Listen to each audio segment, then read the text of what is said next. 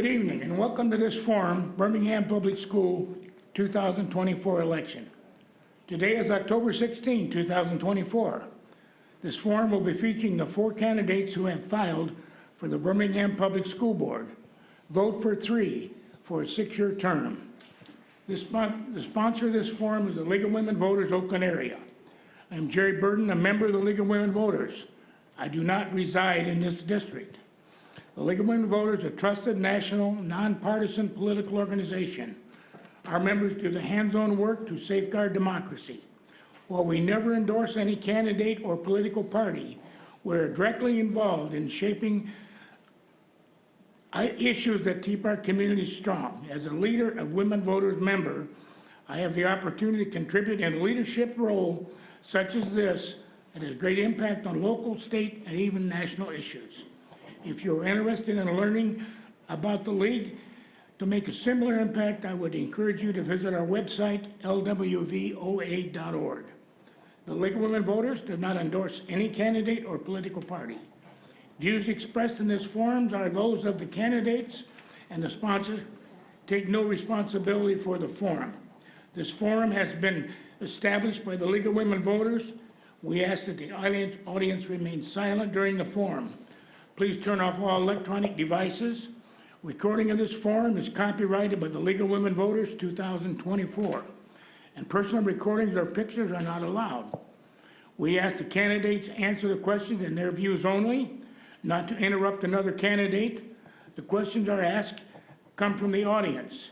Do not single out any one candidate. All candidates will be answering all questions submitted by the audience and screened for duplication and appropriateness by Cindy Peloton, Wendy Friedman, and Deborah Fiegel.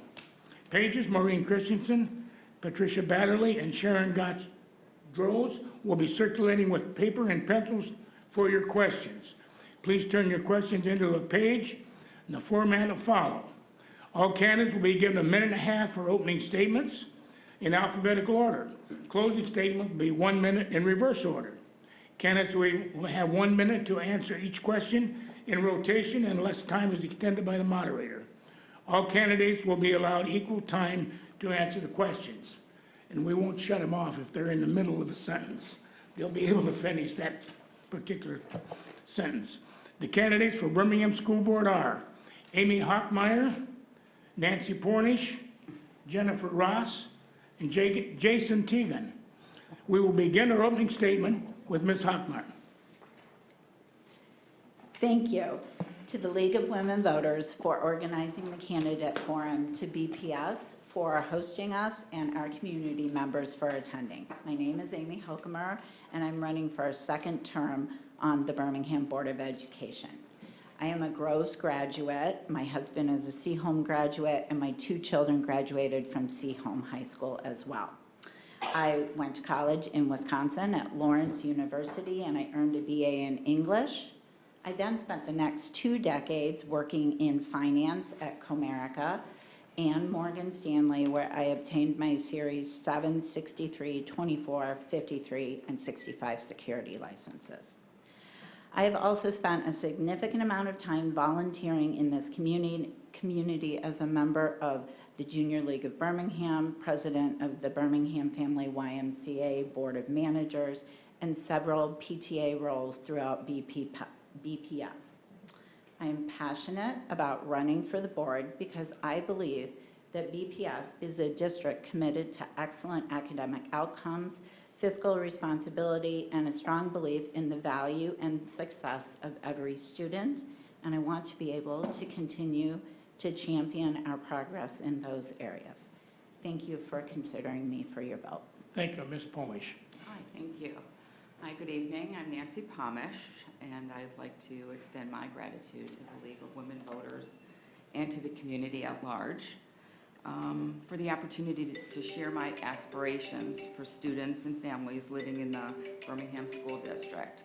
My husband, Mike, and I have lived in the district nearly 4 years. Additionally, we have 2 of our 4 grandchildren that attend Bingham Farms Elementary School.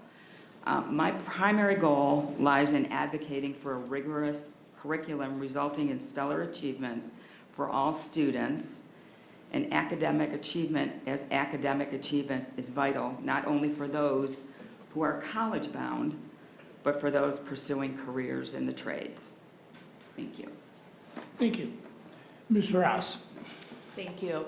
Hi, I'm Jennifer Rass, and I want to thank the League of Women Voters and our community for being here this evening. I've had the privilege and honor of serving our Board of Trustees for the past almost 6 years. During my tenure, I served as Board Secretary for 3 years, Vice President, and I'm the current President of the Board. I attended Eastern Michigan University and have a degree in journalism with a group minor in English language and literature. I'm a knowledgeable communications and business professional with more than 30 years of experience in public relations, human resources, and revenue operations. Currently, I'm a communications professional at a cybersecurity company based in Silicon Valley. I'm also involved in various community activities and organizations, including the Secretary of the Birmingham Education Foundation, board member of the Birmingham Youth Assistance, National Vice President of Sigma Kappa Sorority Foundation, and past block chair and avid volunteer and advocate for the Juvenile Diabetes Research Foundation. My inspiration for running for the board again for a second term is to give back to what I believe has been an exceptional educational foundation for my 2 children, Ethan and Hannah, who are both attending Groves High School this year. Thank you. Thank you. Mr. Tejani. Thank you. Good evening, everyone. I am Jason Tejani. I'm running for BPS Board Trustee. I live in Birmingham since 2018 with 3 kids at Birmingham Covington School. My career spans science, law, and education. I'm the head of legal at a drug discovery company and a PhD candidate in bioinformatics. I also teach at Harvard Medical School and MSU Law School. My why is underpinned by my deep involvement with Corton, BCS, and the district. I'm a 3-year member of the Proud Dads Club at BCS, and I support community events such as the SOS Run, where I'm pretty sure my 9-year-old son beat me, and activities at the Baldwin Public Library. As a visiting scientist in my kids' classrooms, I've had so much fun teaching hands-on experiments like ghost rockets during Halloween, capillary action in plants, and states of matter. I've also volunteered as a science Olympiad coach and an assistant to the BCSBs. As both an attorney and a scientist, I understand the importance of collaboration. It's this belief that drives me to run. By working together, teachers, staff, parents, and students, we can help our students excel academically and develop the soft skills needed for today's world. Thank you to the League of Women's Voters for organizing this, Birmingham Public Schools for hosting, and the community for giving their time to attend. Thank you.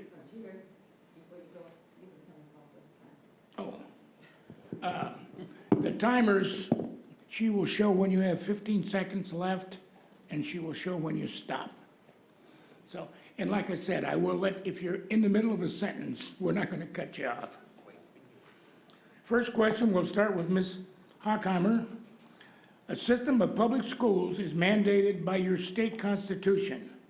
Given the alternatives available, charter schools, private schools, homeschooling, why is a community school governed by public school system so important?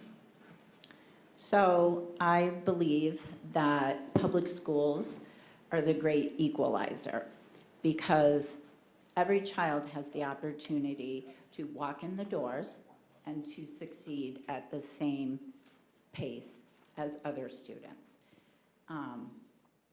My children, while I could have considered sending them to private schools, I actually felt that a public school setting where they would meet a variety of people from different ethnic, cultural, and religious backgrounds would be a more rounded, well-rounded education for them. And I do believe that having access to that kind of education is important for individuals as well as the communities we live in.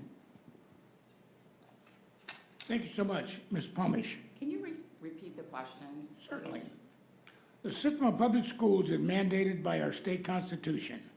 Given the alternatives available, charter schools, private schools, religious schools, homeschooling, why is community-governed public school education important? Public education, I got to admit, for myself, being a child of, let's just say, it's been a while, but I had an amazing public education.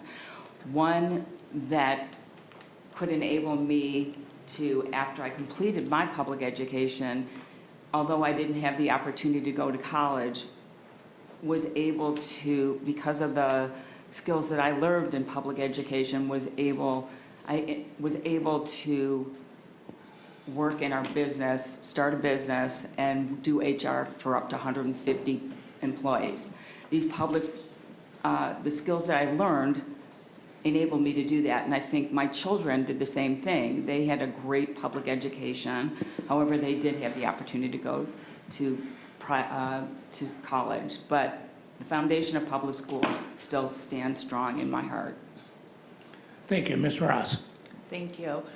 Being in a community where we're surrounded with 19 private schools, we definitely have our competition. Our public schools compete with our private schools, but something I believe that our private schools cannot offer our children, multitude of things, but they also don't have to follow 504 plans or IEPs. So, for example, from a medical standpoint, the private schools don't have to put the same parameters in place that public schools do. And for me personally, that's very important. I have a son with type 1 diabetes, so those provisions that a public school makes and accommodations for someone like that, my son, is very important to me. I also think just the breadth of information that we have available in our public schools. I don't have experience in private, but I do think that the education that we're providing our children in Birmingham Public Schools would compete with any of our private schools in this area. Thank you, Mr. Tejani. Thank you. As a product of public school, all the way from K through 12 and to my advanced degrees, what I've found with it is that the diversity of people and the diversity of thought is incredible. It's when you bring people together that may be different learners or have curriculums that may be different than what is aligned with traditional for a community, you're able to expand how people think and how they grow. As an example, I work for a company that has 260-something employees now. And as the head of legal, I get to experience a lot of different personalities, a lot of different learners, because we have data scientists, we have chemists and biologists, and all of these people came from different places, but one commonality is they have such a diversity of thought, and that makes us a stronger company. And I believe the same thing in a school environment, that this diversity of thought and ability is what makes us stronger. Thank you. Next question, we'll start with Ms. Pomish. Educational outcomes and accountability. How can the board create a positive culture of accountability that promotes the best possible outcomes for the whole child? Okay, and again, I'll ask you to please repeat the question. Educational outcomes, accountability. How can the board create a positive culture of accountability that promotes the best possible outcomes academically for the children? Well, I gotta believe this starts with the teachers, with the staff that we help to employ for our children. It starts there. And by making sure that we have the best staff employed in our schools, that's how the board will oversee to make sure that, outcomes are what we expect in this community. And, as we follow up with each teacher, and we see the outcome from the testing, that will determine, as a board, how we're weighing our responsibility. Thank you. Thank you. Before we start with Ms. Ross, look at the camera, folks. Don't look at me. I don't live here. I don't vote here. Those people out there are the ones that are going to vote for you. And this happens everywhere I go. For some reason, they look over here. And There's not anything I can do for you. Ms. Ross. Sure, thank you. Currently, as I serve as the president of the board, I've witnessed firsthand the importance of having the community engaged when making informed decisions regarding curriculum, budgeting, and policy. A great example of this creation was our strategic plan. As part of the process, more than 6,200 community members responded with parents, students, and other stakeholders. Their information was gathered and considered. This survey provided data that we use towards understanding the vision of our community. We also have an extensive curriculum review committee process, including all of these constituents I just mentioned, and encouraged them to participate in several opportunities to review. Collaboration between parents and educators regarding materials is essential for success. However, thank you, sorry. Mr. Tejani. Thank you. You know, I believe a lot of this revolves around resource allocation. How are we responsible for the resources that the taxpayers are providing to our schools and the outcomes of those students in the schools? And it is our job and to monitor as the results come back of our testing and all the analysis to understand, okay, what's happening, why is it happening, how could we then deploy the funds in a different way that could be more effective? And every year can be different than another year. Every situation can be different than another year. And that's a great reason why we have a board of trustees that can take what's happening in the community, what's happening in the world, and apply that funds and deploy them in a different way to make sure we're obtaining the outcomes that the community expects to use with their funding. Thank you. Ms. Hochkammer, I'm sorry. It's okay. So the board has several means of accountability for, number one, making sure we are living into our strategic plan, which is the roadmap by which we set our goals and then work towards them. For example, we review test data, assessment data, financial data, personnel data, and we often have, as others have mentioned, community surveys, opportunities for parents and members of the community to be involved in our processes by which we adopt curriculum and developed our strategic plan. So honestly, data is the best way for us to be accountable, to make sure that we are working towards our goals. Thank you. Next question, we will start with Ms. Ross. With so much talk about the teachers using woke in their classrooms, what is woke? That's a great question. I believe it's a buzzword that has picked up a lot of traction from mainstream media. I don't believe that our teachers are falling into a woke mentality, if you will. I think my kids would probably be mortified if I said I didn't quite understand the whole woke mentality, but I don't believe that that's something that we are embracing at Birmingham Public Schools, our teachers or our students. Thank you. Mr. Tejani. This is a great question.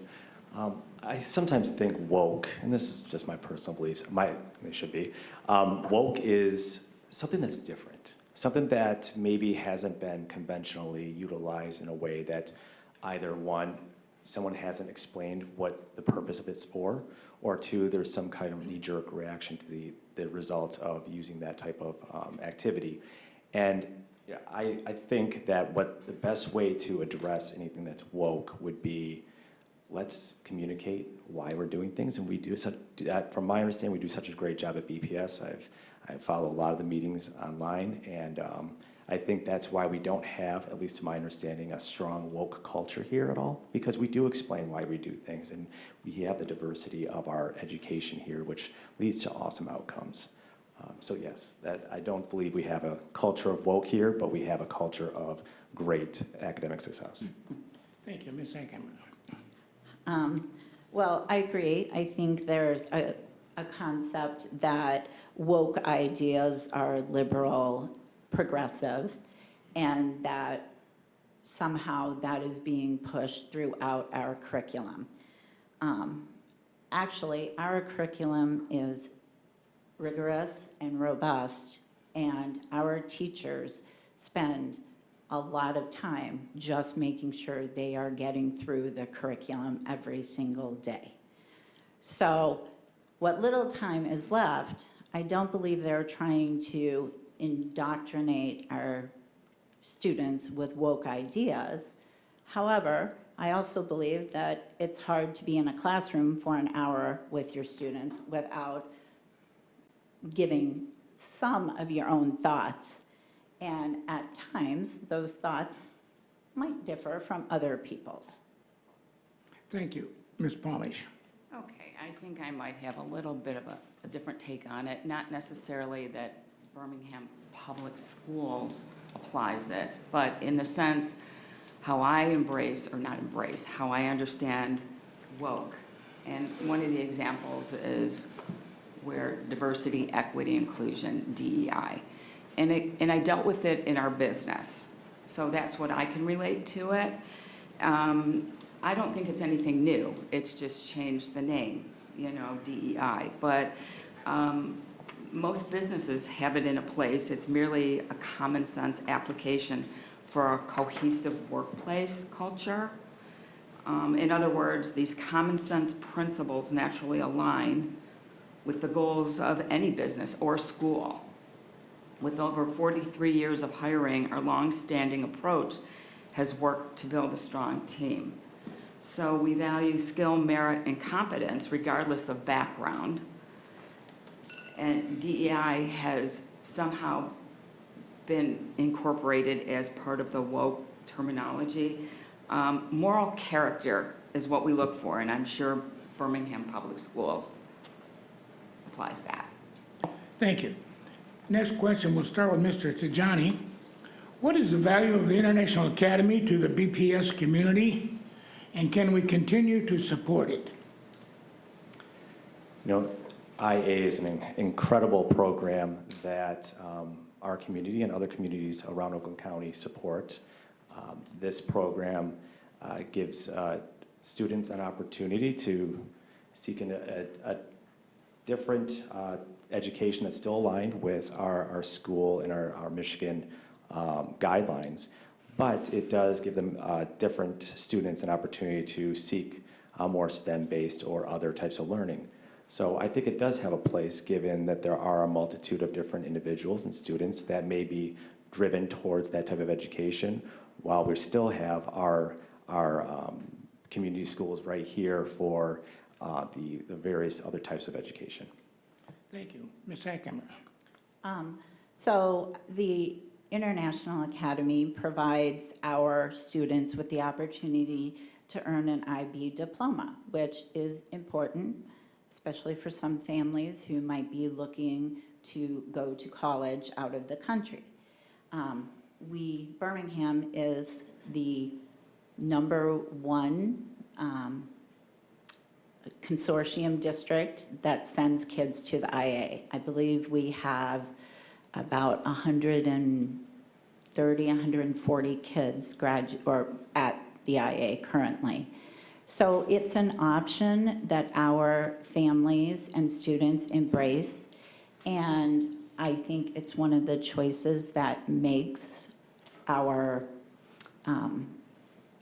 district attractive to people. And I value it, and I think that the rest of our community does as well. Thank you. Ms. Pomish. Okay, with all due respect, I'm not familiar with the program, so I can't really comment on that. I'll be looking at that as I learn so many other things about the district. That's just one thing I am not familiar with. Thank you. Ms. Rass. I believe the IA is truly a gift to our community. As Amy mentioned, that Birmingham Public Schools does have the most students there, around 140. We also employ 5 teachers at the IA. It's a great community partnership, and it's offering our students the opportunity for their IB diploma We also give those students the opportunity to participate in extracurriculars at either high school that they would go to, whether it be Groves or Seaholm. So you can also letter in sports at Groves or Seaholm, participate in musicals, band choirs. So I think it's truly a gift to our community, and I hope that we continue that partnership as well. Thank you. Next question, we'll start with Ms. Hochkammer. Hate speech has been a big issue in BPS. What are your plans to fix this moving forward? Thank you. So obviously, hate speech has occurred. We've had a few incidences, and BPS has a zero tolerance policy for hate speech, threats, and bullying. We obviously deal with these situations privately as part of student discipline, but I believe that any hate speech, threat, bullying is something that is coming from another place, and our social emotional learning and character education programs are in place exactly to address this. And they are the reason why we need to teach children empathy, compassion, and self-control in situations where things are getting out of hand.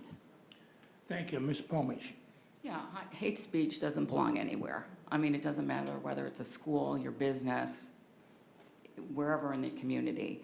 In our business, we had a protocol if there was issues with regard to hate speech or any inappropriate behavior. And the protocol,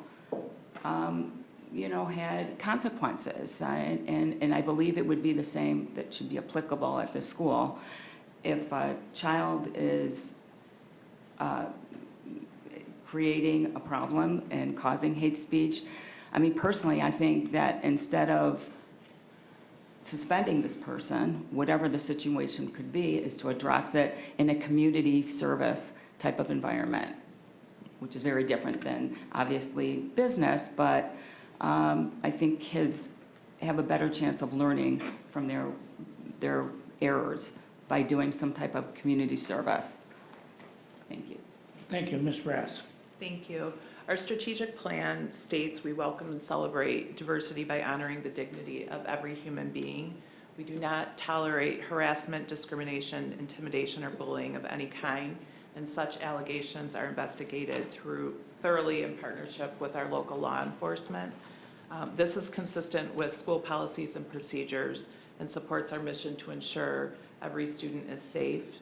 Also, under our code of conduct, students engaging in threats or hateful speech will face consequences. As Trustee Hochkammer said, we have addressed this in our community and hope that we continue to do better. Thank you, Mr. Tejani. Thank you. As a South Asian that grew up during 9/11, I can understand the aspects of hate speech, and I think I feel so fortunate that my kids are growing up now versus even when I grew up. The social emotional learning in our schools, especially in this district, is critical for the purpose of educating our students in a way that this is not okay. And of course, there's going to be some bad apples that occur in every situation, in every group, but we have such a privilege of being in this district with the emphasis on social emotional learning. So I think one of the best ways is a proactive way to maintain our social emotional learning, teach our students that these are not okay, hate speech is not okay in any form, regardless of who it's against. And when there are people that are identified doing it, follow the district rules and discipline accordingly. Thank you. Next question, we'll start with Ms. Pomish. What is the role of the Board of Education as it relates to students who receive specialized services? How can the district best serve those students? I'm not really familiar with what kind of specialized services that students would get, how the board would respond. And again, learning curve. I'm going to be finding out what you mean as the other people talk about it, but I'm not familiar with what special services are being applied to students in the district. Thank you, Ms. Ross. Can you repeat the question? I'm not sure I understand. What is the role of the Board of Education as it relates to students who receive specialized services? How can the district best serve those students? I guess I am too a little confused by the question because our school board members' role, obviously we hire the superintendent, we are forward-thinking with long-term planning, we advocate for education and supporting the development of all children. We ensure that our policies align with the district's mission and values and continuously monitor our district's performance. So I'm not quite sure how that would advocate into children receiving special services unless you're advocating as a parent. Thank you, Mr. Tejani. Just as Trustee Rass mentioned, our role is to really guide the superintendent in executing these decision-making when it comes to special services. Here, the fortunate part of a public school is that we do have the services available not only by law, but we have the resources to do so. So I think this is one of the benefits of public school versus the other types of schools out there, private or religious, is that we do have the ability to support these students. And as a trustees, we are here to support the superintendent in executing them. Thank you. Next question, we will start with Ms. Ross. I'm sorry, Ms. Hochkammer, I'm sorry. Okay, so I assume by specialized services, you are referring to IEPs, 504s, which all falls under Individuals with Disabilities Education Act, which by law, as a board, we uphold at all times. But I also do agree with Mr. Tejani that part of the role of a trustee is to advocate at both the state and national level for those very things. And IDEA is one of the largest unfunded mandates in the history of education. We receive about, I think, 12% funding right now when we should be getting 40%. So every one of us should be advocating for full funding of IDEA. Thank you. Now we'll try with Ms. Ross. What skills do you possess and what steps willingly will you take to improve collaboration so that we will have a very effective board? I think first and foremost, I have an advantage of serving the board for the past 6 years, working together collaboratively. I also serve on multiple boards within the community and national organizations, so I know about working together and collaboration. I also, with my journalism degree and my experience in public relations, media relations, and business operations, I think I can offer our board multiple facets from my personal and professional work experience. Thank you. Mr. Tejani. As a board trustee, as a resource to the community and to the schools themselves, collaboration is critical. We're here to help guide the school district with insights from the community, and that means we will have some differing opinions. And as an attorney, I regularly have to deal with differing opinions, and it is actually a privilege to have to do so, because I think we all learn a lot by listening to others' opinions. So collaboration is just listening and then being able to take what you've learned and applying it in a way that's meaningful and that follows the strategic plan and follows what insights we can glean from the community. Thank you. Thank you. Ms. Hochkammer. So I agree with Trustee Rass that over the last 6 years, I have learned a lot about how to function as a board of 7, but also how to function as a team of 8. working with our superintendent to make sure that the board goals and the district goals and our superintendent's goals are all in alignment, and that we are actually following through on those goals. And quite honestly, we can't do it alone, and neither can administration or our superintendent. So collaboration is immensely important, and quite honestly, the other piece of that is we sometimes don't all get exactly what we want. But at the end of the day, we get the job done, and that's what's most important. Thank you. Ms. Pomish. Okay, again, I'll resort to how I experienced my job working at HR in our business. And again, we would have meetings, and there would be, I don't know, sometimes 10 of us sitting around trying to work out, hammer out some details, issues and whatnot, and it was the same situation. You don't always agree on whether, you want a medical plan this way, if you want benefits that way.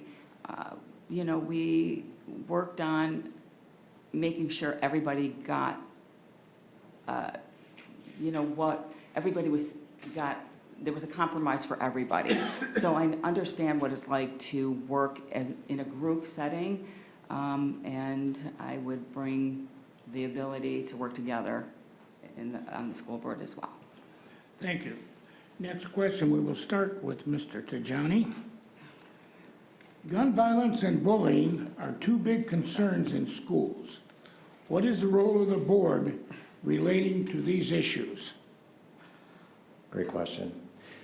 Our role on the board is to advise and support the superintendent in executing the strategic plan.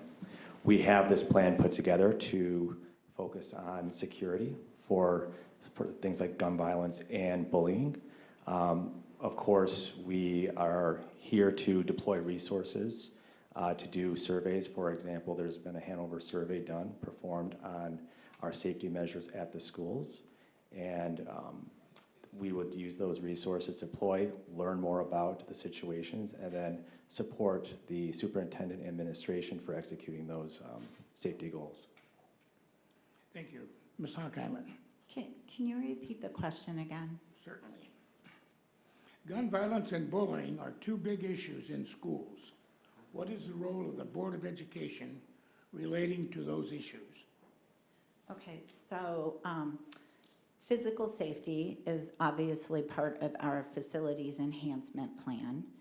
We have, over the last 5.5, 6 years, upgraded all of our security vestibules so that nobody can access our buildings without going through the front office and a security checkpoint. In addition, we've added, I think, 1,000 or more cameras in the school, which we do often utilize to determine actions that have happened in hallways. And from a bullying perspective, again, the board has policy that is in line with administrative guidelines to address those situations as they arise. Thank you, Ms. Pomish. Okay, again, the bullying, like hate speech, as was stated, there's policy in place, and that needs to be followed. If there is a bullying situation, it needs to be addressed, and action needs to be taken based on what is the type of bullying, what is done, how the response of the child that is actually the recipient of this bullying. And another issue that you talked about with, as far as gun violence and whatnot, that we see, unfortunately, a strong trend going up. I was curious about, there's a couple school resource officers, and I was curious as to why they're not in place in all the buildings, or there's not a resources for them to do that. I think it's something that needs to be addressed, just because of the state of the world we're in. Thank you. Thank you, Ms. Ross. Thank you. Student and staff safety is a top priority for our district. In fact, this year, the board felt so strongly as to create a goal specifically addressing safety and security. The goal states, as a board, we commit to reviewing the district's safety protocols twice a year. We also work with the central leadership team to ensure that we are up to date on the latest protocols regarding safety and security. A few things to follow up with Trustee Hochkammer. Our mental health and emotional well-being as it relates to bullying. We've partnered with the Birmingham Youth Assistance, Easter Seals, and local police enforcement. From a physical standpoint, we also have ALICE training for all district employees and routine drills in all of our schools. We have a new director of security and district school resource officers at each high school. For bullying, we have a response to hate and bias at school incident response plan guide that's taught throughout the district. Each school has dedicated support staff prepared to assist school administrators in implementing the plan. Thank you, Mr. Tejani. I believe I already went. Oh, I'm sorry. Don't have you I Xed get a off. redo. No. Don't have you Xed off. I'm sorry. It's okay. Next question, we will start with Ms. Pomish. What is your view on BPS community engagement success, lifelong learning, especially for seniors? Okay, and that's the community that, again, it's another area that I'll have to follow up on. I know that there's a community center, a senior center. That's what we're referring to, which I'm not familiar with. Ms. Ross, Can you repeat the question? certainly. What is your view on BPS's community engagement, such as lifelong learning, especially for seniors? We do have a partnership with Next, which is our senior group within Birmingham Public Schools, and they are at our Midvale location. I believe the partnership is 30 years in existence, and we have several schools that partner with that senior community to, I believe our C-Home students go over once a week and have partnerships with the seniors at Next, as well as the Next attendees go to read in our Midvale Young Pre-K program that are also housed in the same building. So I do believe that we have a great partnership with the Next community for over 30 years. Thank you, Mr. Tejani. Yeah, I agree with everything Trustee Ross said. One thing I would say is I think multi-generational learning is an incredible tool. It's the collaborative way of having our senior community either helping to educate our K through 12 kids, or vice versa, the opportunity to help some of our senior community with how fast technology is changing in an incredible way of collaborating with each other. So the next program is able to do that and gives everyone a place to really continue to learn, as we all need to continue to learn in this fast-changing world. Thank you. Ms. Huckett. So I agree with Trustee Rass and Mr. Tejani that we have an existing partnership with Next that does afford us some interconnected programming.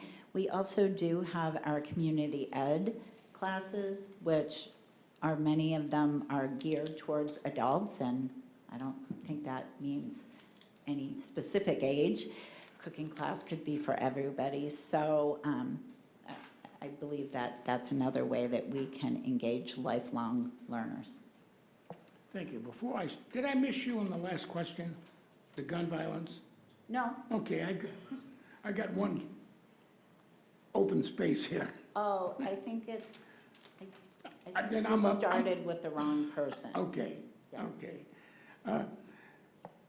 Ms. Ross, we will start this next question with you. Are you aligned with any groups who are supporting your campaign? I can read you who we have been endorsed by. We We've been endorsed by the Michigan Education Association, the Birmingham Education Association, Downtown Publications, Dems for Dems, Birmingham Bloomfield Area Dems Club, Senator Jeremy Moss, State Representative Natalie Price, State Representative Jason Hoskins, and a past BPS Board of Trustee. Thank you. Mr. Tejani. I am supported by the same group. I don't think I need to repeat it, or would you like me to? That's No, okay. it's- All right, thank you. I've never seen a politician miss out on a chance to say something. It's that attorney in me that keeps me from talking sometimes. Ms. Hochkammer. I am supported by the same groups, although I think we need to add to that the West Bloomfield Democratic Club, who also did list us as endorsed. Thank you. Thank you, Ms. Pomish. I am not endorsed by any groups and organizations. Thank you. Next question, we will now start with Mr. Tejani. Has school funding changed in the past 5 years, and how has this impacted your district? You know, school funding is fascinating. I think as I began to, this journey of going for board trustee, really learning into the finances and where our property taxes actually go, which is a small portion directly to our schools. The rest goes to the state for being divvied up. And that portion from the state is either being held at a certain point or sometimes decreasing or not changing as much. So although our overall funding is really much dictated by the state and their allocations, we've been, I believe, at least reviewing the numbers, that we've been very fiscally responsible at this district, having 2 years of a balanced budget and 3 years of a shortfall of less than 0.5%, which is, I find, very incredible. Not being a finance person myself, I'm not sure how they've done it, but I think it's great.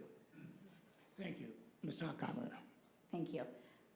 So in 2021, during the COVID era, I'll say, we had a lot of federal funding. And at that point, Michigan actually brought all districts up to the same foundation allowance in Michigan. So, or I'm sorry, yeah, 21-22 school year, and we received $8,700. Last year, our actual foundation allowance was $9,608 per student. And generally, people would call this the cliff. So we've increased our funding, and that's a good thing, but we also have received very inconsistent categorical funding, which makes budgeting somewhat difficult. Thank you, Ms. Pomish. Well, I'm not really familiar I'm not so versed in this subject in the sense that understanding the budget and where it's been in the last couple of years. I know that with regard to whatever issues that they've had with regard to deficits and whatnot, that Birmingham Public School has come out and done really well and been able, I think, to capture some of the people that left, and maybe that's what caused the deficit. But I think because it's such a strong, solid district, that maybe with families coming back, that financially they'll do better. Thank you. Thank you, Ms. Rass. Could you repeat the question? Certainly. With school funding changed in the past 5 years, how has it impacted your district? Thank you. As Trustee Hochkammer mentioned, school funding has definitely changed dramatically in the almost 6 years that I've been on the board. Obviously, COVID played a huge role in what allowances we were given that are, some were consistent for a few years after COVID, some have completely gone away. One thing also that I don't believe that Amy mentioned is the state calculates our enrollment based on a blend of 10% of the previous year's February student count and 90% of the current year's October count. This blend has also changed through the years, from 50-50 to the current split of 10-90. During COVID, we had a super blend. So obviously, all of these blendings definitely changed. That's also, with our enrollment drop, causing some financial issues as well. Thank you. Thank you. Next question, we'll start with Ms. Hochkammer. How do you view the relationship between the Board of Education and the superintendent? I think I addressed this earlier. I consider us to be a team of 8. So we, again, set policy, approve curriculum, approve our budget, but the work that goes into carrying all of that out and adhering to our strategic plan goals is accomplished with our superintendent and her staff. So supporting our superintendent is paramount to actually being able to get things done. And I feel very fortunate that we have a superintendent who has lived into our strategic plan and makes decisions at all times that are directly in line with those goals, and reports back to the board as to the progress relative to that plan. Thank you, Ms. Pomish. Yeah, the board and superintendent work tandem with each other. I understand that, you know, we do budget oversight and policy setting, and the superintendent actually implements it. And without having a strong partnership with the superintendent, you know, you don't have a great system in place. So what I've seen in the last couple months that I've been attending is an amazing view inside of how the board and the superintendent work together, and it's very impressive. Thank you, Ms. Rass. Thank you. Serving for the past 6 years, we have had 4 superintendents, so I'm very happy to say that, as Amy mentioned, and as I previously mentioned, the opportunity that we've had over the past 3 years, forming the strategic plan, one that we did not have a strategic plan when I joined, so for 2.5 years, leading into COVID, we did not have a strategic plan. So that is something that I'm truly proud of, and with the work of Dr. Roberson and her team, we have implemented, and I'm hoping that I will be able to see through the ending of the strategic plan and creating our new strategic plan. So again, I don't want to repeat everything that Amy said. I do believe we are a team of 8, and I'm really happy with the work we've been able to accomplish. Thank you, Mr. Tejani. I love the idea of the team of 8, Trustee Hochkammer. So as a team of 8, you know, this is just general governance, right? We have a board that really can be there to assist the superintendent in helping to execute her duties or their duties. This means that the board has a vested interest in the success, of course, by the execution of the superintendent. So it should be a very collaborative manner. We all have different skill sets, and being able to apply our skill sets to use the best means to execute is what I believe this team of 8 can do. Thank you. This will be the last question prior to the closing remarks. What will you do to become a more effective board member, and what one issue would you like to complete during this term? Who's starting? I'm sorry, we're starting with Ms. Hochkammer. Okay, I'm sorry. Can you repeat it now? Yeah. What will you do to become a more efficient board member, and what one issue would you like to accomplish? Okay. So to become a more efficient board member, I believe that professional development is the best means to achieve that. And we're very fortunate that we are members of MASB, Michigan Association of School Boards. They have amazing amount of professional development available to us, and I try to take every opportunity that I can to access that. That being said, if I could have anything in the world that I could change, I would like high schoolers to be able to start school after 8:30. Thank you, Ms. And we did move the needle on it a little bit this year. Thank you. Ms. Pomish. What I would like to see, what really inspired me to, run for this position was for the academic component of it, and possibly steer away from some of the social aspects that are in school. And I'm a little confused because when I was looking up for the test scores and stuff, there were numerous sources for the test scores. So I saw that they've improved, but what confused me was that it said that college readiness wasn't as great as the test results from the academics. So I guess I would work on finding out why that is and hopefully write that to see if the kids aren't ready for college, then something isn't right with the test course. I'm just curious about that. Thank you. Thank you, Ms. Ross. Thank you. I believe as a board member, I would, as trustee Hochkammer said, continue my professional development, also continue to build an effective board. We obviously potentially could have 2 new board members, so I would hope that whoever is elected to this will continue to fill our strategic plan. I do believe that that is something that is guiding our district forward, and I look forward to seeing that come to fruition.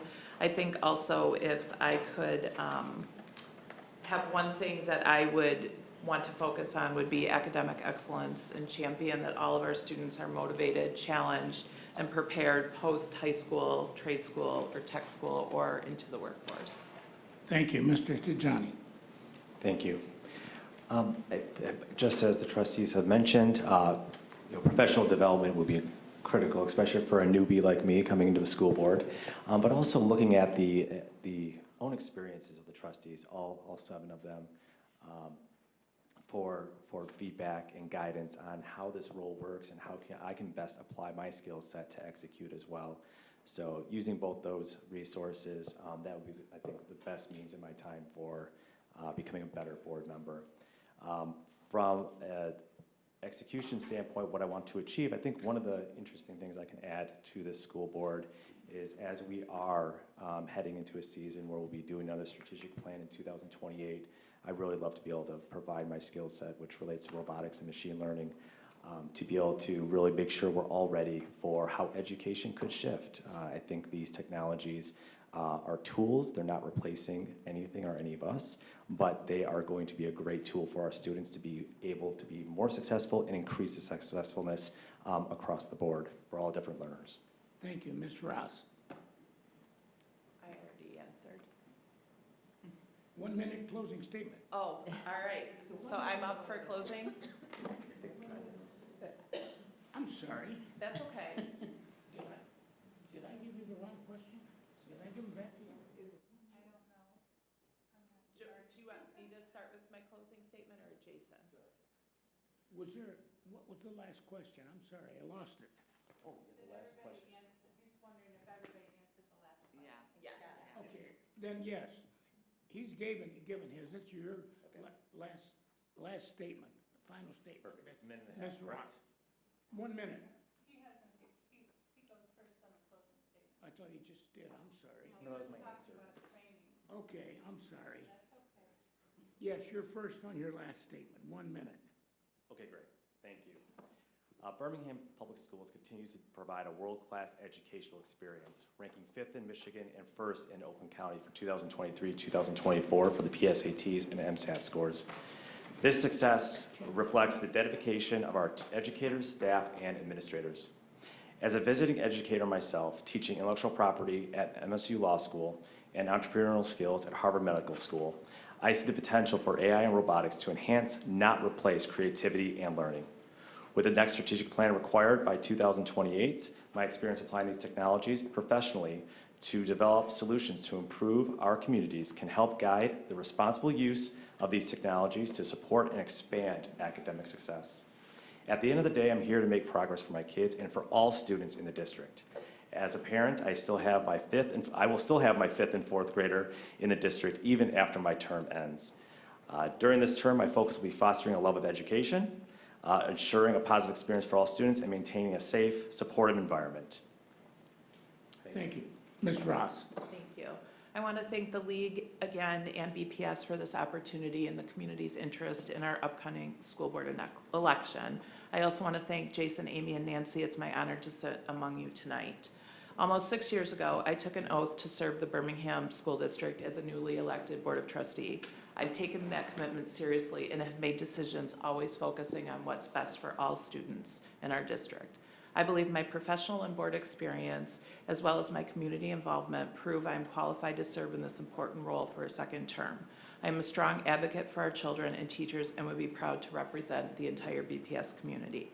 I believe one of the most important tasks would be to make certain the BPS mission is upheld, and I quote, "In partnership with parents and the community, Birmingham Public Schools will provide educational excellence that empowers students to cultivate their individual brilliance and positively impact their world."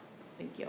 Thank you. Ms. Pomish. Okay, I also too want to thank the league and the community. Anyways, I humbly ask for your vote. Having a seat at the school board table enables me to embrace an unwavering commitment as stated in your 5-year strategic plan to partner school staff, parents, and the community. The ultimate goal, an academically outstanding, high-achieving, competitive school district for all our children. Thank you. Thank you. Ms. Hochkammer. Once again, I'd like to thank the League of Women Voters and the community and my fellow candidates for allowing us to participate in this forum tonight. I hope that I have demonstrated that I am a knowledgeable and committed trustee, and I'm dedicated to student success. It would be my great pleasure to continue to serve this community for another 6 years. In addition to supporting curriculum that provides top-notch academic outcomes and practices that promote financial responsibility, I am and will continue to be a champion of public education, which I believe to be a significant pillar of American democracy. I am the right person to serve as a school board member because I bring experience, passion, and commitment, and I will continue to serve with respect and transparency. Thank you. The League of Women Voters would like to thank the audience, the candidates, Bloomfield Community TV for making this forum possible. For further nonpartisan information on the candidates, please visit vote411.org. When available, this video of this forum will be on the lwv.org website. The video is copyrighted by the League of Women Voters and must be used in its entirety. The League of Women Voters is funded by contributions from concerned businesses and citizens. Our membership is open to women and men over the age of 16. Remember, in-person early voting begins October 26th through November 3rd, or you can vote at your precinct on November 4th. Do not forget to vote. Democracy is not a spectator sport. Thank you and good night.